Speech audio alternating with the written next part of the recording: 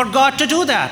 അത് ചെയ്യുവാനായിട്ട് ദൈവത്തിന് ആവശ്യമില്ലായിരുന്നു. The very reason that he picked up this Gentile from the nation of Babylon and took him all the way around into the land of Canaan and gave him every promise possible is a proof enough that he loves him. ആ Babel ദേശത്ത് നിന്ന് അവനെ കൊണ്ടുവന്നിട്ട് വാഗ്ദത്ത ദേശമായ Canaan ദേശത്തേക്ക് അവൻ കൊണ്ടുവന്നു. The very fact that God chose Jacob and took him around and blessed him abundantly is proof enough that he loves him. ആ ദൈവം യാക്കോബിനെ സ്നേഹിക്കുന്നുള്ളതിന്റെ ഏറ്റവും വലിയ തെളിവാണ് ഒരു അടിമ ദേശത്ത് നിന്ന് അവനെ കൊണ്ടുവന്ന് വാഗ്ദത്ത ദേശത്തെ കുടിപാർപ്പിച്ചു എന്നുള്ളത്. But you know where the first sentence of God loves you comes in the Bible? ആ ദൈവത്തിന്റെ വചനത്തിൽ ഞാൻ നിന്നെ സ്നേഹിക്കുന്നു എന്ന് ആദ്യമായിട്ട് പറഞ്ഞത് എവിടെയാണെന്ന് അറിയാമോ? That is when Moses brings the second generation of Israelites and talks to them. ആ ഇസ്രായേലിന്റെ രണ്ടാം ജനറേഷനുമായിട്ട് മോശ ഇടപെടുന്ന സമയമാണിത്. Their parents did not need that message. അവർക്ക് ആ ദൂത് ആവശ്യമില്ലായിരുന്നു. Because they were looking at God dividing the Red Sea and taking them through it. ആ generation അല്ലെങ്കിൽ ആ തലമുറ ദൈവം ചെങ്കടൽ വിഭാഗിച്ച് ജനത്തെ മുന്നോട്ട് നടത്തിയത് കണ്ടവരാണ്. But this new generation who have enjoyed all the blessings of it need the message that God loves them. എന്നാൽ പുതിയ തലമുറയ്ക്ക് ദൈവത്തിന്റെ ഈ ദൂത് ആവശ്യമായിരുന്നു. Beloved, പ്രിയമുള്ളവരെ, we who are born and brought up, most of us, in the best things possible, ആ ഏറ്റവും നല്ല കാര്യങ്ങളിൽ ജനിച്ച് വളർത്തപ്പെട്ടവരാണ് നാം. And let me tell you one thing very clearly as I move on. ഇന്ന് രാവിലെ ഞാൻ ഒരു കാര്യം നിങ്ങളെ ഓർപ്പിച്ചിട്ട് മുന്നോട്ട് പോകട്ടെ. When I use the phrase best things, I'm not talking about money here. ഞാൻ നല്ല കാര്യങ്ങൾ എന്ന് പറയുമ്പോൾ പണത്തെക്കുറിച്ചല്ല നിങ്ങളോട് പറയുന്നത്. I'm not talking about your wealth or job. നിങ്ങളുടെ ധനത്തെക്കുറിച്ചോ നിങ്ങളുടെ ജോലിയെക്കുറിച്ചോ അല്ല ഞാൻ പറയുന്നത്. I'm talking about the spiritual excellence that has been granted to us. നമ്മെ ഭരമേൽപ്പിച്ചിരിക്കുന്ന അതിപരിശുദ്ധ വിശ്വാസത്തെക്കുറിച്ചാണ് ഞാൻ നിങ്ങളോട് പറയുന്നത്. I am talking about the spiritual understanding and the spirituality that has been given to us. നമുക്ക് ദൈവം നമ്മെ ഏൽപ്പിച്ചിരിക്കുന്ന ആത്മീയമായിട്ടുള്ള അനുഗ്രഹത്തിന്റെ പാരമ്യത്തെക്കുറിച്ചാണ് ഞാൻ പറയുന്നത്. So when we get back to the message, God has to now sit down with the people who have returned from captivity and these are their children. And he has to tell them, I love you. പ്രവാസത്തിൽ നിന്ന് മടങ്ങി വന്ന കുഞ്ഞുങ്ങളോട് അല്ലെങ്കിൽ ആ തലമുറയോടാണ് ദൈവം മലാഖിയിൽ കൂടെ സംസാരിക്കുന്നത്. When you look at that phrase, I love you, and the verses after that, ഞാൻ നിങ്ങളെ സ്നേഹിക്കുന്നു എന്ന് പറയുന്ന പ്രത്യേക പ്രയോഗം ഒന്ന് ശ്രദ്ധിക്കുക. there are three characteristics of that love. അതിന് മൂന്ന് പ്രത്യേകതകളുണ്ട്. The first is the love of God is a determined love. ദൈവത്തിന്റെ സ്നേഹം എന്നുള്ളത് മനഃപൂർവ്വമായിട്ടുള്ള ഒരു സ്നേഹമായിരുന്നു. Secondly, it is a diligent love. മാത്രമല്ല അത് വളരെ ജാഗ്രതയുള്ള ഒരു സ്നേഹമായിരുന്നു. Finally, that's most important to us, it is a demanding love. മാത്രമല്ല അത് നമ്മോട് ചില കാര്യങ്ങൾ ആവശ്യപ്പെടുന്ന സ്നേഹമായിരുന്നു. He says, I have loved Jacob and hated Esau. ഞാൻ യാക്കോബിനെ സ്നേഹിച്ചു ഏശാവിനെ വെറുത്തു എന്ന് നാം കാണുന്നു. There was nothing in Jacob to be loved for. ദൈവത്താൽ സ്നേഹിക്കപ്പെടുവാൻ യാതൊരു അർഹതയുമില്ലാത്തവനായിരുന്നു യാക്കോബ്. Jacob had done nothing in his life to get the love of God. ദൈവത്തിന്റെ സ്നേഹം അർഹിക്കുവാനായിട്ട് യാതൊന്നും ചെയ്തവനല്ല യാക്കോബ്. But God determined to love him. എന്നാൽ ദൈവം മനഃപൂർവ്വമായിട്ട് യാക്കോബിനെ സ്നേഹിക്കുവാൻ തീരുമാനിച്ചു. It was God's decision to choose Jacob. യാക്കോബിനെ തിരഞ്ഞെടുക്കുക എന്നുള്ളത് ദൈവത്തിന്റെ പരമാധികാരത്തിൽപ്പെട്ട കാര്യമാണ്. Beloved, let me tell you one thing very clearly. പ്രിയമുള്ളവരെ, ഒരു കാര്യം ഞാൻ വ്യക്തമായിട്ട് നിങ്ങളോട് പറയട്ടെ. I don't know where you are in your spiritual walk. ആത്മീയമായിട്ടുള്ള നടപ്പുള്ളവരെ കുറിച്ച് ഞാൻ പറയുകയാണ്. Maybe you are a blessed speaker who can speak very well. ഒരുപക്ഷെ നന്നായിട്ട് സംസാരിക്കുവാൻ കഴിവുള്ളവരിവിടെ ഉണ്ടായിരിക്കാം. And maybe you are a very good administrator. ഒരു നല്ല ഒരു ഭരണാധികാരി ആയിരിക്കാം. But the reason why you are where you are is not because of your ability. That is because there was one person in this universe who chose to നിങ്ങളുടെ ഏതെങ്കിലും ഒരു കഴിവിന്റെ അടിസ്ഥാനത്തിൽ അല്ല ദൈവം നിങ്ങളെ തിരഞ്ഞെടുത്തിരിക്കുന്നത്, എന്നാൽ ദൈവം തന്റെ കരുണ കൊണ്ട് നിങ്ങളെ തിരഞ്ഞെടുത്തതാണ്. Can you think about it? അതിനെക്കുറിച്ച് നിങ്ങൾക്ക് ചിന്തിക്കുവാൻ കഴിയുമോ? God determined to love me. നമ്മെ സ്നേഹിക്കുവാൻ ദൈവം മനഃപൂർവ്വമായിട്ട് തീരുമാനിച്ചു. There was nothing in him that should make him love me. ഒരിക്കലും എന്നെ സ്നേഹിക്കുവാനായിട്ട് എന്നിൽ യാതൊന്നും ഉണ്ടായിരുന്നില്ല. There's nothing in me that should make him love me. ദൈവം എന്നെ സ്നേഹിക്കുവാൻ എന്നിൽ യാതൊന്നുമില്ല. But he loves me. എങ്കിലും എന്നെ ദൈവം സ്നേഹിക്കുന്നു. Secondly, God is a diligent lover. രണ്ടാമതായിട്ട് ദൈവം എന്നെ വളരെ അധികം സ്നേഹിക്കുന്നു, ജാഗ്രതയോടെ സ്നേഹിക്കുന്നു. Yesterday we were looking at how God loved Jacob. യാക്കോബിനെ എങ്ങനെ ദൈവം സ്നേഹിച്ചു എന്ന് ഇന്നലെ നാം കണ്ടു. Oh, the promise that he made thousands of years back to Abraham, he is still fulfilling it. അബ്രഹാമിനോട് ദൈവം 1000 വർഷങ്ങൾക്ക് മുമ്പ് വാഗ്ദാനം ചെയ്തതാണ്. He has not fallen back on any single promise that he made to the Israelites. ദൈവം ഇസ്രായേലിനോട് ചെയ്ത ഏതെങ്കിലും വാഗ്ദത്തങ്ങളിൽ നിന്ന് ദൈവം വ്യതിചലിച്ചില്ല. He has not fallen away from any covenant that he has made to the world. That includes you and me. ഈ ലോകത്തിൽ ദൈവം ചെയ്തിരിക്കുന്ന ഏതെങ്കിലും വാഗ്ദത്തത്തിൽ നിന്ന് ദൈവം ഒരിക്കലും വ്യതിചലിക്കുന്നില്ല. And he will never move away from it. ഒരിക്കലും ദൈവം തന്റെ വാക്കിൽ നിന്ന് മാറുകയില്ല. He is determined to love you and he is diligent about it. ആ ദൈവം നമ്മെ മനഃപൂർവ്വമായി സ്നേഹിക്കുക മാത്രമല്ല, വളരെ ജാഗ്രതയോടുകൂടി ദൈവം നമ്മെ. Wherever you are in your spiritual walk, let me tell you, God loves you. നാം നമ്മുടെ ആത്മീയ നടപ്പിൽ എല്ലാ ഏരിയയിലും ദൈവം നമ്മെ സ്നേഹിക്കുന്നു. And I agree with Brother Joris when he said yesterday that there may be many here who may not be saved. ഒരു പക്ഷേ രക്ഷിക്കപ്പെടാത്തവരിവിടെ ഉണ്ടായിരിക്കുമെന്ന് സഹോദരൻ ജോറീസ് ഇന്നലെ പറഞ്ഞു. And let me tell you, brethren, പ്രിയ സഹോദരങ്ങളെ, ഞാൻ നിങ്ങളോട് പറയട്ടെ, you may be as brethren as anybody else. മറ്റുള്ളവരെ പോലെ നല്ലൊരു ബ്രദറുകാരനായിരിക്കാം നിങ്ങൾ. Or you may have done every motion that a brethren needs to do. ഒരു ബ്രദറൻകാരനായ ഒരാൾ ചെയ്യേണ്ട എല്ലാ കാര്യങ്ങളും നിങ്ങൾ ചെയ്യുന്നുണ്ടായിരിക്കാം. Or you may not have worn the things that you are not supposed to wear. നിങ്ങൾ ഒരു പക്ഷേ ധരിക്കരുതാത്ത കാര്യങ്ങൾ ഉണ്ടായിരിക്കാം. Maybe you never wore any jewelry, sister.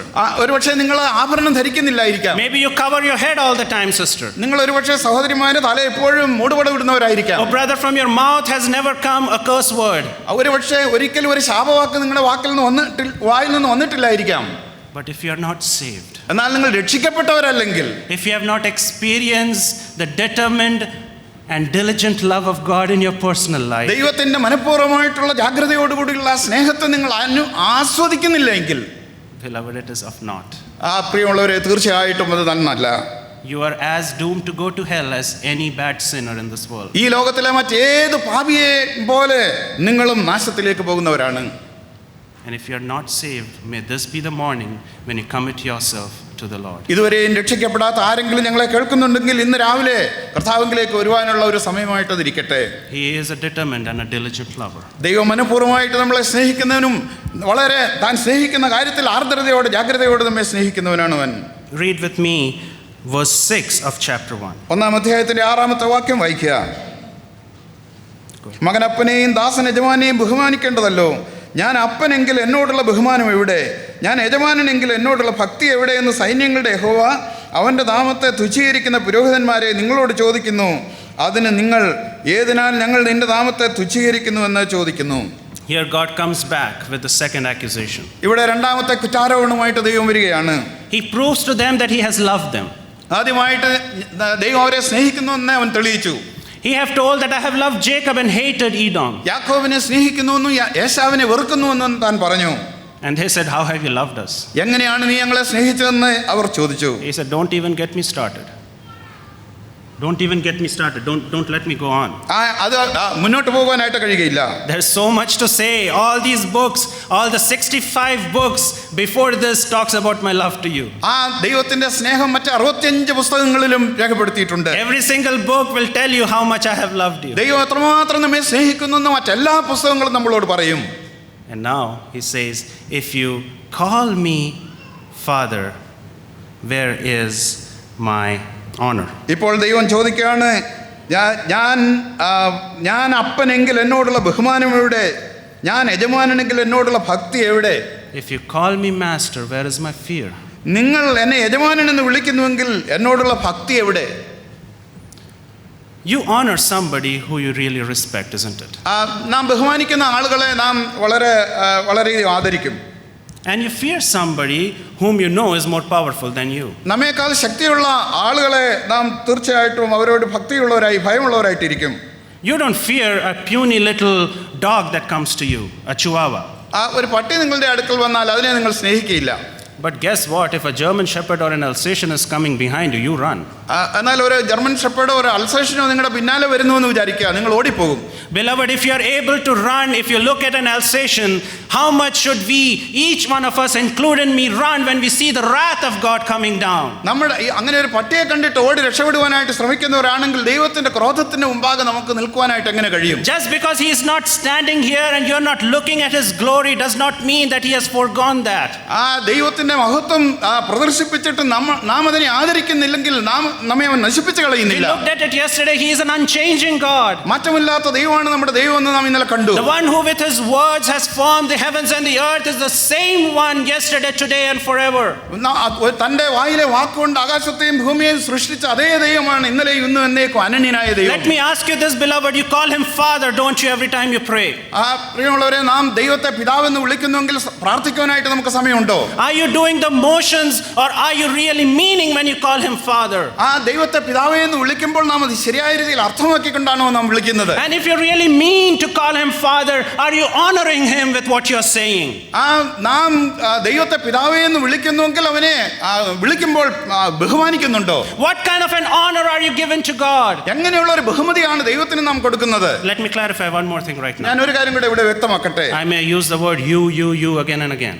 അനേക പ്രാവശ്യം നിങ്ങൾ എന്നുള്ള വാക്ക് ഞാൻ ഇവിടെ ഉപയോഗിക്കും. And I'm probably one of the youngest who is standing here. ഒരുപക്ഷേ ഞാൻ നിങ്ങളെക്കാളൊക്കെ പ്രായം കുറഞ്ഞവനായിരിക്കാം. So I know for a fact one thing. ഒരു കാര്യം എനിക്ക് വ്യക്തമാണ്. The word of God is a two-edged sword. ദൈവത്തിന്റെ വചനം ഇരുവായ്ത്തലുള്ള വാൾ ആണ്. And as it pierces you, it pierces me more so. അത് നിങ്ങളെ തുളയ്ക്കുന്നത് പോലെ തന്നെ എന്നെയും തുളയ്ക്കും. I am as much convicted and convinced of this word that I speak as it is to you. നിങ്ങൾ ദൈവവചനത്തെ എപ്രകാരം കരുതുന്നു അതുപോലെ തന്നെ കരുതുന്നവനാണ് ഞാനും. So let's move on. അതുകൊണ്ട് നമുക്ക് മുന്നോട്ട് പോകാം. Are you honoring the Father? പിതാവായ ദൈവത്തെ നിങ്ങൾ ആദരിക്കുന്നുവോ? And then God says, you call me master, don't you? ദൈവം പിന്നെ പറയുകയാണ്, നിങ്ങൾ എന്നെ യജമാനൻ എന്ന് വിളിക്കുന്നു. Do you fear me? നിങ്ങൾ എന്നെ ഭയപ്പെടുന്നുണ്ടോ? നിങ്ങൾ എന്നോട് ഭക്തിയുണ്ടോ? Beloved, we are chosen by the creator of the universe. പ്രിയമുള്ളവരെ, ഈ അഖിലാണ്ടത്തെ സൃഷ്ടിച്ച ദൈവമാണ് നാം ആരാധിക്കുന്നത്, ബഹുമാനിക്കുന്നത്. Think of it for a minute. ഒരു നിമിഷം അതിനെക്കുറിച്ച് ചിന്തിക്കുക. Even you blank yourself out from the rest of my message, think on that. ഞാൻ ഇനിയും പറയാൻ പോകുന്ന സകല കാര്യങ്ങൾ മറന്നാലും ഈ കാര്യം നിങ്ങൾ ഓർത്തിരിക്കുക. You have been chosen by the creator of the universe. ഈ അഖിലാണ്ടത്തിന്റെ ഉടയവനാണ്, സൃഷ്ടാവാണ് നിങ്ങളെ തിരഞ്ഞെടുത്തിരിക്കുന്നത്. He is above everything. സകലത്തിന്റെയും പരമോന്നതനായിട്ടുള്ള ദൈവമാണ് അവൻ. You have the ability to call him Father. അവനെ പിതാവേ എന്ന് വിളിക്കുവാനായിട്ട് നമുക്ക് അവകാശമുണ്ട്. You have the ability to call him Master. അവനെ യജമാനൻ എന്ന് വിളിക്കുവാനായിട്ട് നമുക്ക് അവകാശമുണ്ട്. Beloved, think of that. പ്രിയമുള്ളവരെ, അതേക്കുറിച്ച് ഒന്ന് ചിന്തിച്ചു നോക്കുക. Do you honor him? Do you fear him? ദൈവത്തെ നിങ്ങൾ ബഹുമാനിക്കുന്നുണ്ടോ? ദൈവത്തോടുള്ള ഭയഭക്തി നിങ്ങൾക്കുണ്ടോ? You know, I have 2 kids. എനിക്ക് 2 കുഞ്ഞുങ്ങളുണ്ട്. And when they know that they have to fear me, I can see it. എന്നെ ഭയപ്പെടണമെങ്കിൽ അവരുടെ മുഖത്ത് നോക്കിയാൽ അത് മനസ്സിലാക്കാൻ കഴിയും. And if I have spanked them or I have done something to them, they know that. ഞാൻ അവരെ അടിക്കുകയോ അല്ലെങ്കിൽ അതുപോലെ എന്തെങ്കിലും ചെയ്യുകയാണെങ്കിൽ അവർക്കതറിയാം. And if I am sitting there, they know who to fear. എൻ്റെ കൂടെ അവർ ഇരിക്കുകയാണെങ്കിൽ ആരെയാണ് ഭയപ്പെടേണ്ടതെന്ന് അവർക്കറിയാം. And I can see it. എനിക്കത് വ്യക്തമായിട്ട് അവരുടെ മുഖത്ത് നിന്ന് അറിയാൻ കഴിയും. I can see how they walk. I can see when they look at me. I can see whenever they do that they are all the time they are thinking that dad is watching me. അവർ നടക്കുമ്പോഴും ഓരോരോ കാര്യങ്ങൾ ചെയ്യുമ്പോഴൊക്കെയും daddy എങ്ങനെയാണ് അവരെ വീക്ഷിക്കുന്നതെന്ന് അവർക്കറിയാം. I heard a radio preacher tell the story once. ഒരു radio പ്രസംഗകൻ ഇങ്ങനെ പറഞ്ഞ് ഞാൻ കേട്ടിട്ടുണ്ട്. One Sunday afternoon, the family was coming back from church. ഒരു ഞായറാഴ്ച ഉച്ച കഴിഞ്ഞ് കുടുംബത്തിലെ ആളുകൾ ഭവനത്തിലേക്ക് ആരാധന കഴിഞ്ഞ് മടങ്ങിയിരിക്കുകയാണ്. Their 5-year-old was sitting along with them in the car. 5 വയസ്സുള്ള ഒരു കുട്ടി ആ കാറിൽ അവരോടൊപ്പം ഉണ്ടായിരുന്നു. Suddenly she said, "Mama, what the preacher told this morning confused me." Mummy, ഇന്ന് പ്രസംഗൻ പറഞ്ഞ കാര്യങ്ങൾ എനിക്ക് വലിയ ആശയക്കുഴപ്പമുണ്ടാക്കിയിരിക്കുന്നു. What happened, my dear daughter? എന്താണെന്ന് ആ കുഞ്ഞിനോട് അമ്മ ചോദിച്ചു. The pastor told that Jesus is bigger than us. Pastor അവിടെ പറഞ്ഞു, യേശു ക്രിസ്തു മറ്റെല്ലാവരെക്കാളും നമ്മെക്കാളൊക്കെ വലിയവനാണ്. Is that true? അത് ശരിയാണോ? Oh yes, indeed, my dear, she said. തീർച്ചയായിട്ടും ആകുന്നു കുഞ്ഞെ എന്ന് അവളോട് പറഞ്ഞു. And then she said, well, he also told that he lives within us. അവൻ നമ്മുടെ ഉള്ളിൽ വസിക്കുന്നു എന്നും പറഞ്ഞല്ലോ. Is that true? അത് ശരിയാണോ?